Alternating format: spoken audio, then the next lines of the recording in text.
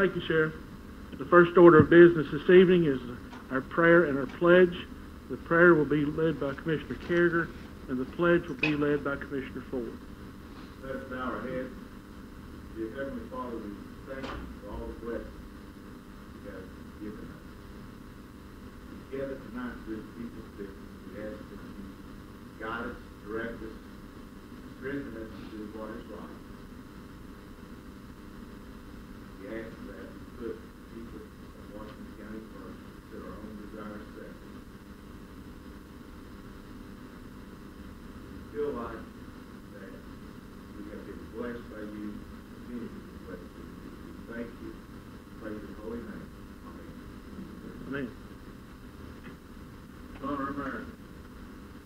Pledge allegiance to the flag of the United States of America and to the republic for which it stands, one nation, under God, indivisible, liberty and justice for all.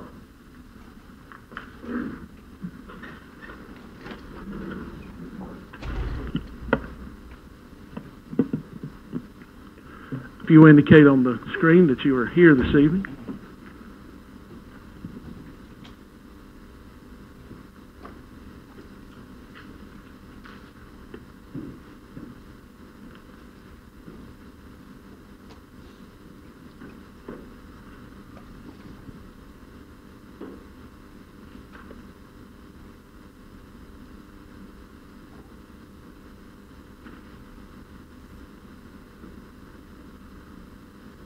All right.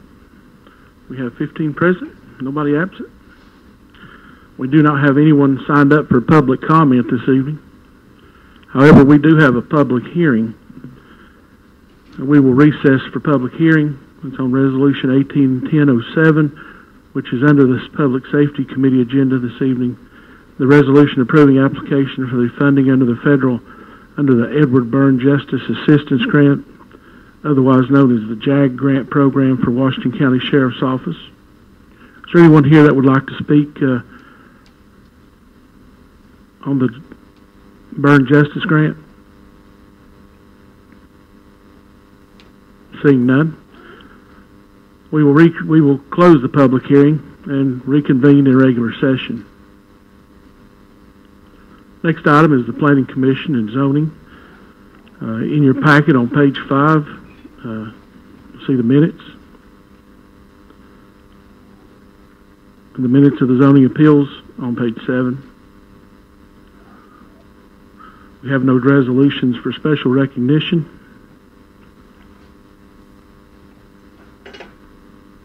We have a motion to receive and consider the minutes from the September 24th, 2018 regular meeting of the Board of County Commissioners. Motion made by Commissioner Light, seconded by Commissioner Edens. Discussion or questions? Seeing none, all in favor of receiving the minutes signify by saying aye. All opposed, like sign.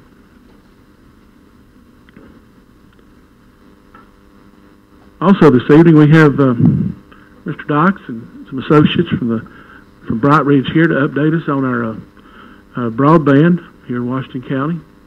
Mr. Dykes, it's good to have you with us tonight.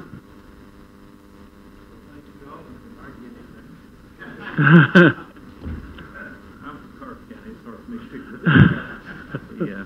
And again, let me just thank you from Bright Ridge and for myself for allowing us to come this evening, kind of update you on the broadband initiative we started. And I'll just briefly give you a little synopsis, and then I really want to turn it over to my Chief Broadband Officer, Stacey Evans, who has a presentation for you, can run it through.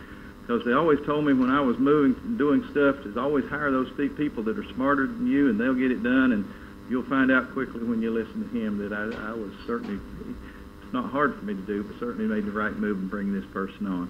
But just to give you a little idea, about 3 years ago we started a pilot program that was really at that time looking at a high-speed wireless type initiative to bring to our customers.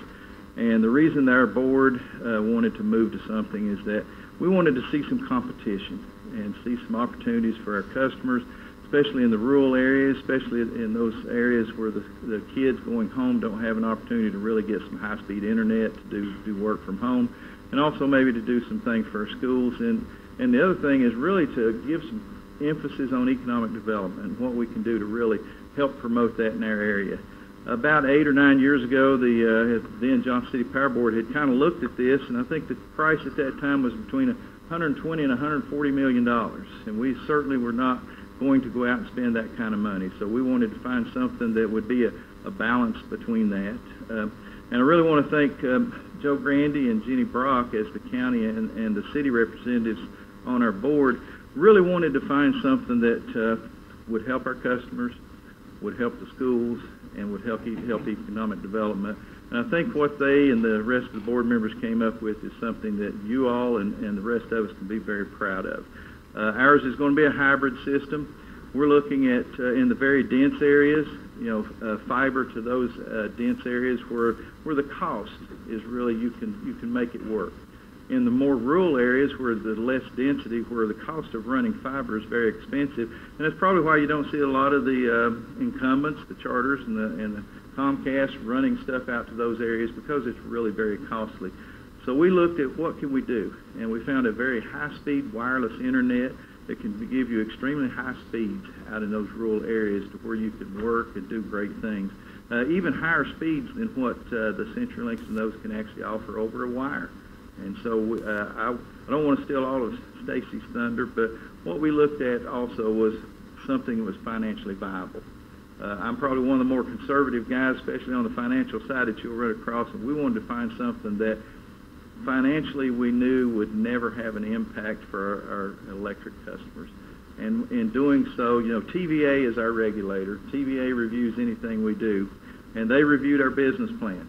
And when they came back to us, they said, we have looked at this and we fully agree that this will not have any impact on your electric customers, that it will be able to pay back any interdivision loans that you make for that broadband to start up. So that was key for us, not to have any impact on our electric division, and they operate as two totally separate divisions. Our board went down and we visited other utilities that had gone into this. We went to EPB, which is the largest and one of the largest in the nation, and they're very proud of their gigabyte city. We also went to others, as small as Morristown and also Clarksville, which is very similar in size to us. And one of the reasons we went to Clarksville, and I know Brian Taylor there very well, is because they are similar in size to us, but they also had a rough start. And then he said, well, what do you want me to tell your board? I said, be honest with them. Tell them everything. Tell them all the positives you had, but especially tell them any negatives or any problems. So he walked them through. Here's why we struggled in the first 3, 4, 5 years. And the reason they struggled is they did not follow the plan that they had laid out. And they jumped around to other areas that they knew were not financially viable. They jumped to areas that there was no opportunity for growth of the system to where then it could grow to those less dense areas. And so for me that was crucial, because at that point, and my board fully understood, is we have a very sound business plan and we need to follow that plan. And I think that's one thing, if you ever go to one of our board meetings, that they got out of that thing. When we talk about our broadband plan, you'll hear one of them say, got to follow the plan. And so for us, we were excited. We think this brings something to Washington County and to our entire system, because we do serve, we serve 8,500 customers in Sullivan County. And we have 1,000 customers in Carter County. So we think we have something that's going to be a tremendous impact to all of the communities that we serve. And y'all probably know, and I know you do, Greg, I could talk for hours, right, Joe? You come to a board meeting, they all run when I get up to speak. So I am going to stop talking. I will answer any questions after a while, but I want to let Stacy come up and run through our broadband update to give you a good feel for what we're looking at, some of the things and the impact it can have.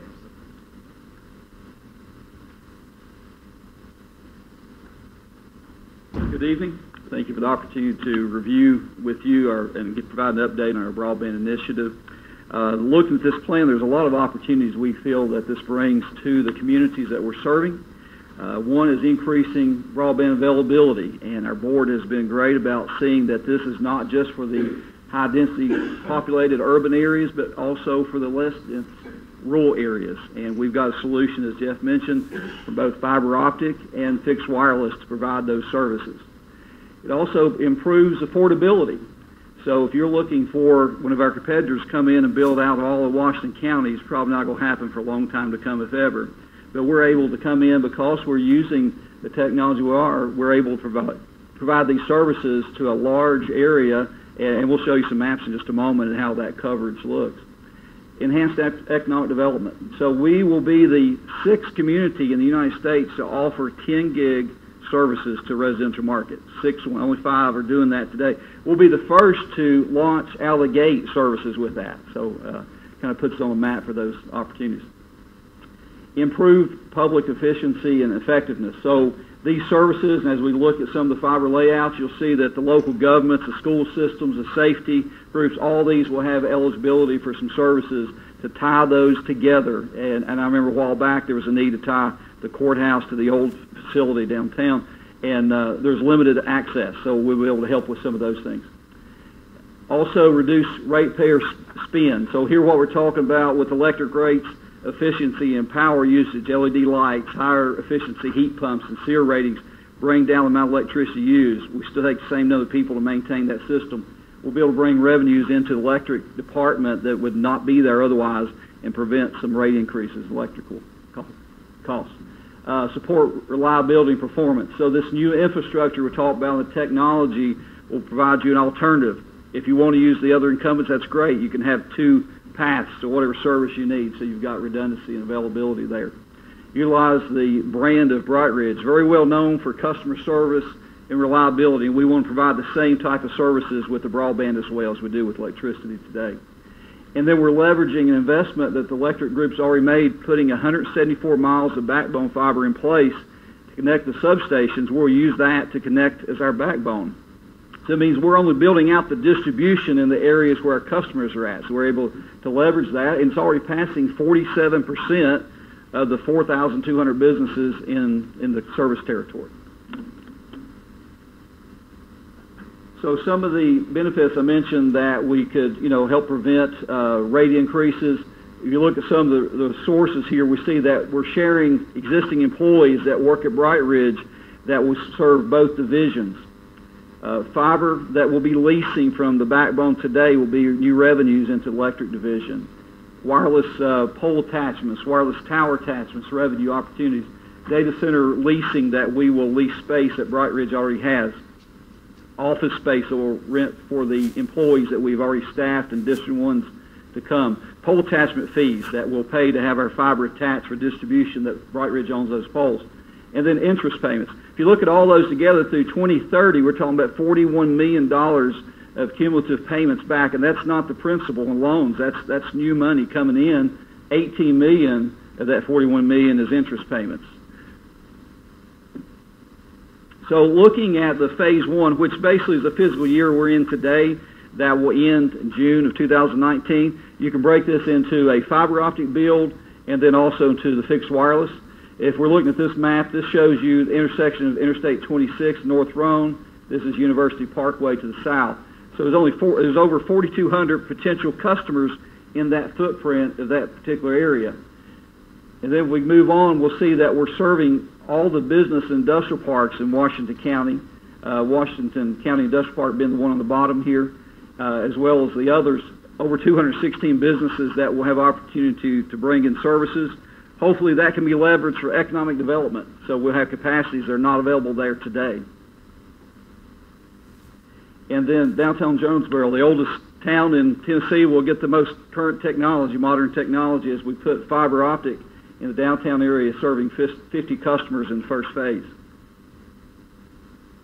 And then the wireless initiative, this is showing one tower site that we'll be serving. We're anticipating doing 3 tower sites in the first year, first phase. This one covers over 4,000 potential customers that could opt for that for broadband services. That's about a 4-mile radius. We're using LTE licensed spectrum, so that means that no one can compete for that license. Don't have to worry about a conflict with some other provider. It also works with non-line of sight, so we have plenty of hills in the region, plenty of trees. So this does a better job penetrating that than a lot of other wireless technology. It is very future-proof in that it allows us to incorporate 5G. 5G is 5th-generation technology. Like you hear about that in the industry right now.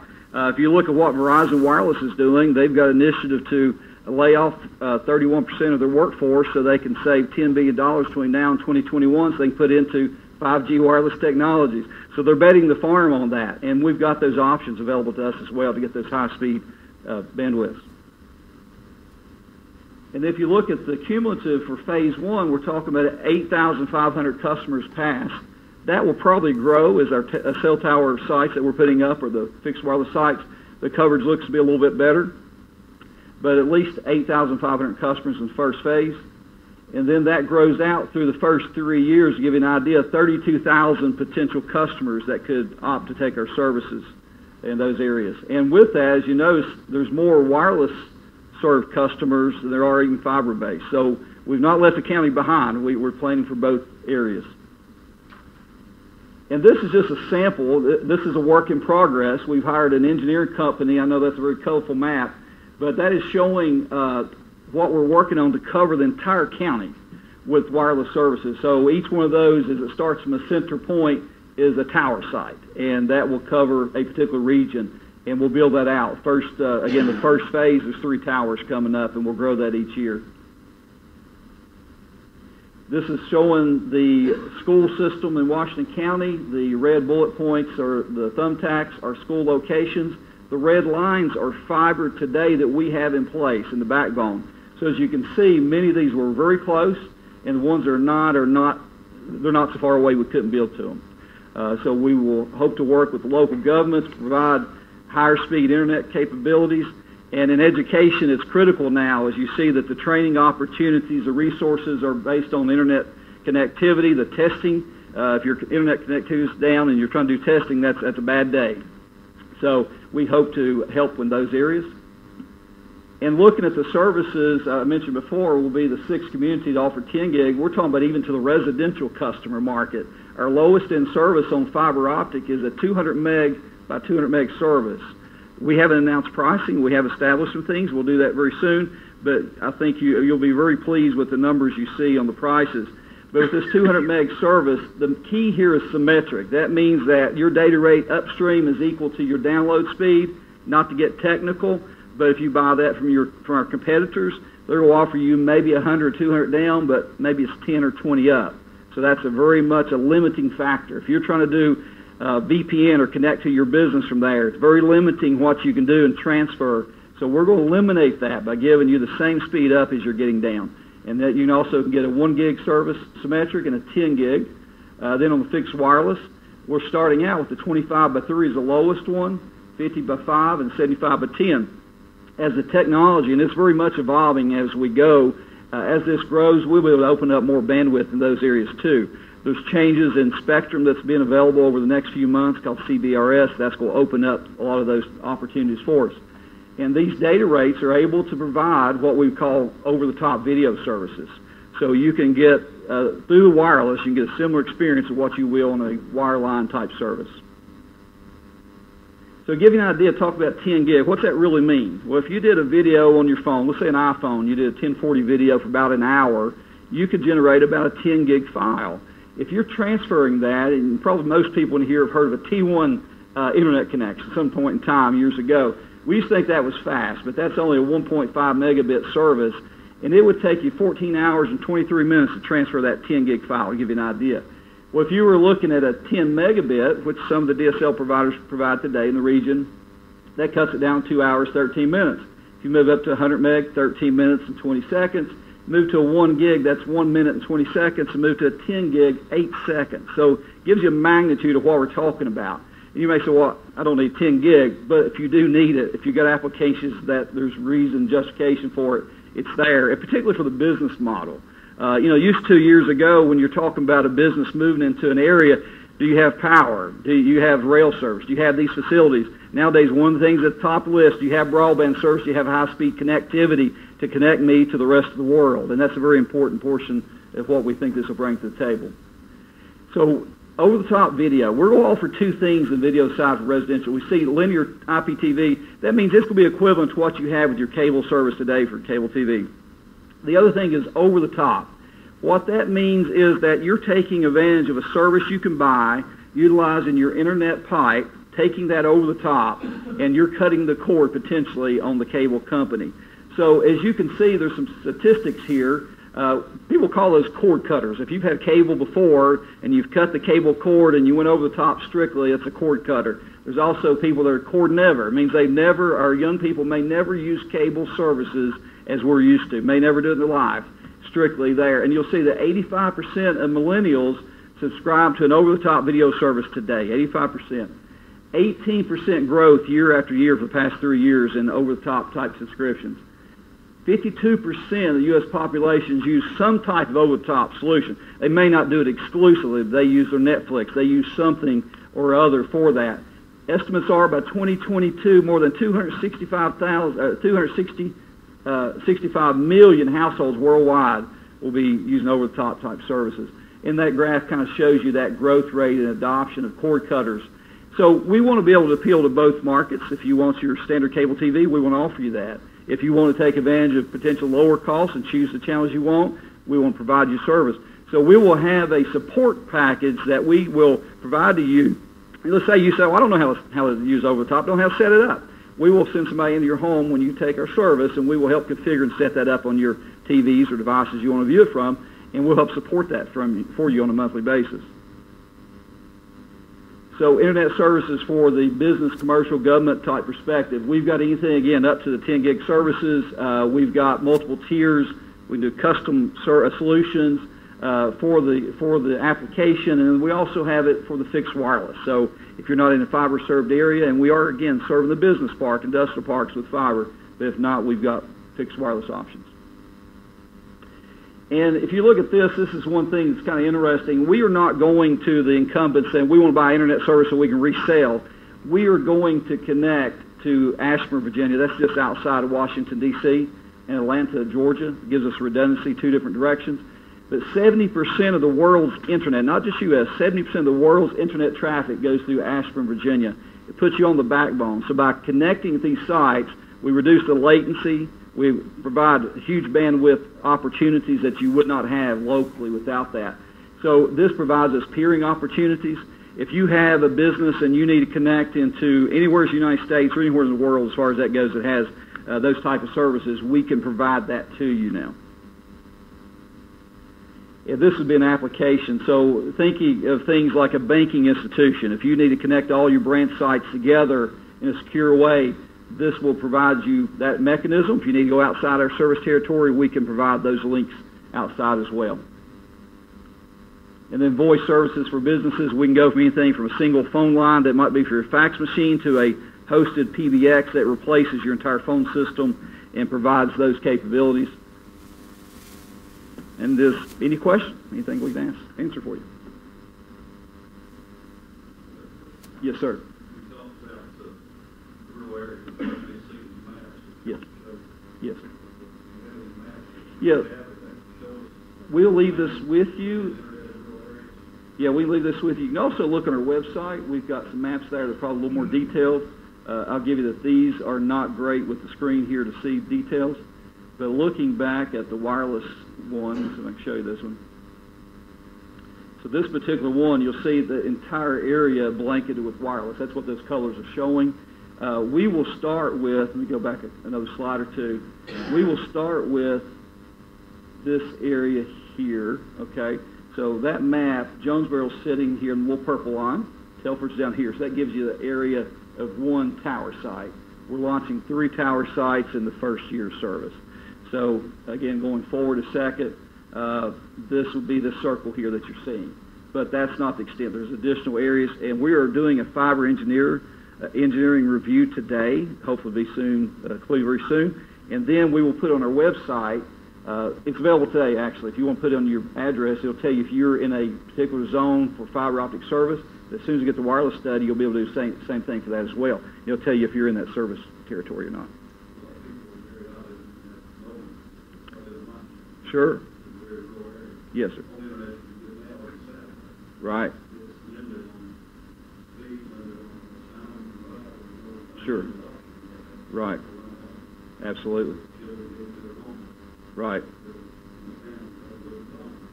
Sure. Absolutely. And that's a good reason for this. Again, looking at these maps, Limestone being that area there, you have options. There is no data cap on it. To their address. Now, as we speak right now, the wireless addresses are not in there. We're finished with this engineering study and planning. Should be within weeks. We'll have those. The fiber ones are in there now, if you put those in. So it should not be that long. And we'll have it by phase, what year, if it's this year or next, or whatever year it would be. No, you will not have a data cap. So basically, we'll say it's whatever you can use within those constraints. So we have a 25 meg download by 3, a 50 by 5, and a 75 meg by 10. And those are speeds that you can do over-the-top video streaming. You can do all the services you're talking about right now. And definitely much better than a lot of DSL and much better speeds and response time than, let's say, a satellite-type service.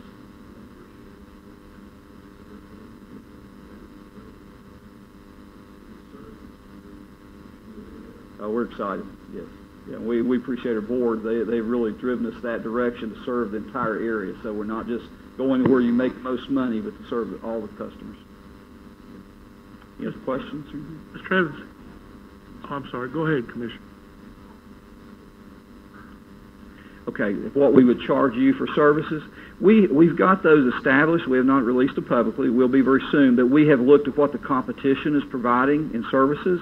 And we said we want to be very competitive in pricing, but we also want to provide a superior product and speed. So when you see this, you'll find our prices in line with what you're paying equivalent to, we'll say, just estimates for something much less in deliverables. Just curious, you mentioned the wireless service being provided towers. I think you mentioned 5 towers. Most of the southern portion, yes.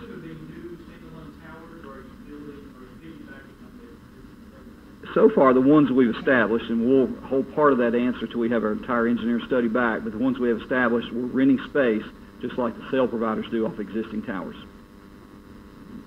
Now, the difference is this is a fixed wireless. If you think about your phone, that's mobile. You've got service just about wherever you go, with some exceptions, obviously, but your speed differs with how close you are to that tower.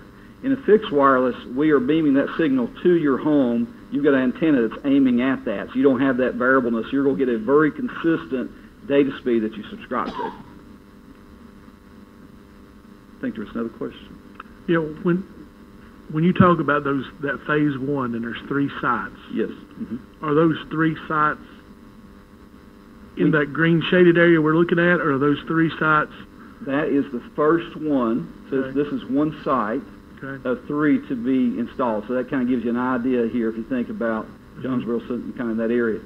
We've got 2 others to choose from, and that will come from this final engineering study that we're doing. You can't really see it very well, but each one of these will be equivalent to a circle. They star out that way. Okay. Any other questions? Yes, sir.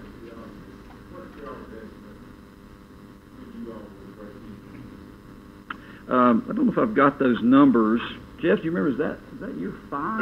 Year 5, year 4 we became cash flow positive. Year 5 we're very close to the break-even point. I think it's just coming in that next year. One of the very positive things about this is when we are, these interdivision loans, is as the broadband is paying it back, it's paying back principal and interest, and which really reduces our cost going forward because as the broadband grows, it's paying the electric division. Well, when the electric division makes that interdivision loan, you'll actually be reloaning some of that money that's already been paid back to it. So it reduces our costs. We went from the original years ago, 120 million more, to about a $62 million build out over the 8-year phases. When we say 8-year phase, that doesn't mean we stop at the end of 8 years. Our goal is to continue to grow it to the entire system that we serve, to every hour, every customer that we have. So the goal doesn't stop there. It's just that we're doing a business plan and we look at the first 8 phases to get a good feel of what it might cost and what it might look like. As Jeff mentioned there, 8 phases. Over that time, there's 61,000 customer sites that we will have passed with services within 8 years. Any other questions? Well, thank you. No, thank you all.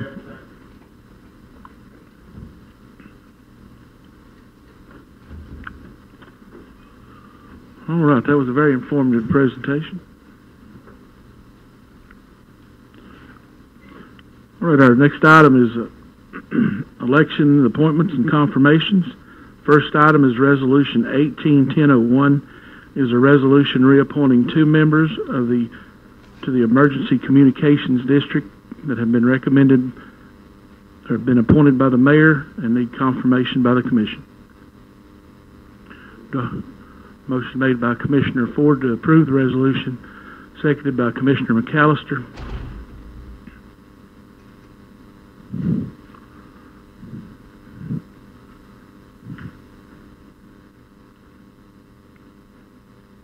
Madam Clerk, if you'll switch us to the voting screen.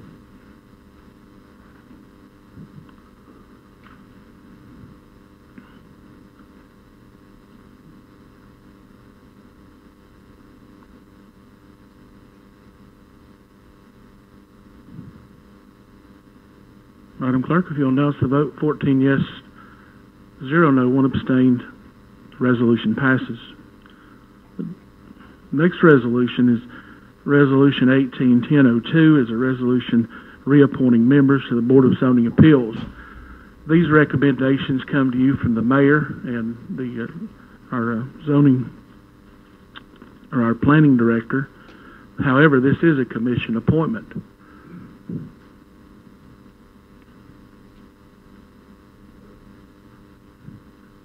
Yes, we'll need a motion. Okay. Motion made by Commissioner Ford, seconded by Commissioner Carragher to approve the resolution as presented. Madam Clerk, if you'll switch us to the voting screen, please.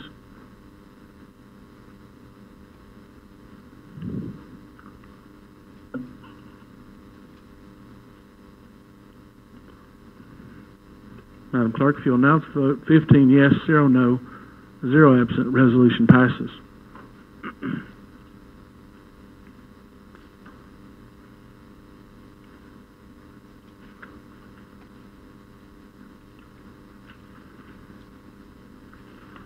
All right.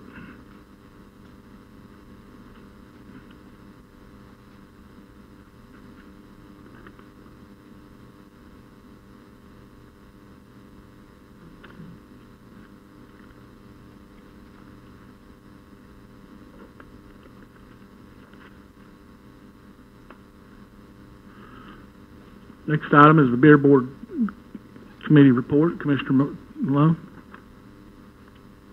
Well, Commissioner England was just pointing out that it was a short meeting. I think the sole order of business was the election of officers. So you see that in the minutes. Any questions? Seeing none. Thank you, Commissioner. Next item is the CIA Committee report. Commissioner Carragher.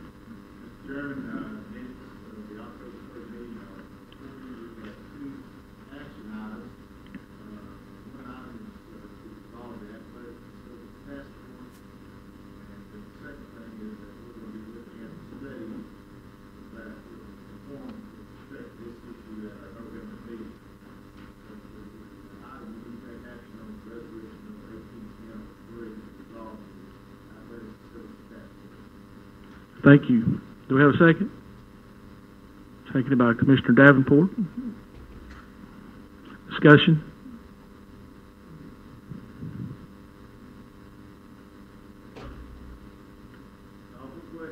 Question's been called. Madam Clerk, if you'll switch us to the voting screen. Go ahead and cast your vote and lock it in.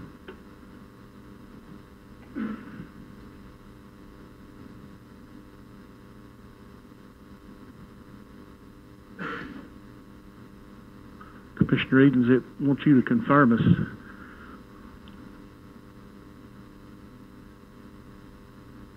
Thank you. Madam Clerk, if you announce the vote, 15 yes, 0 no, resolution passes. Any questions for Commissioner Carragher? Seeing none.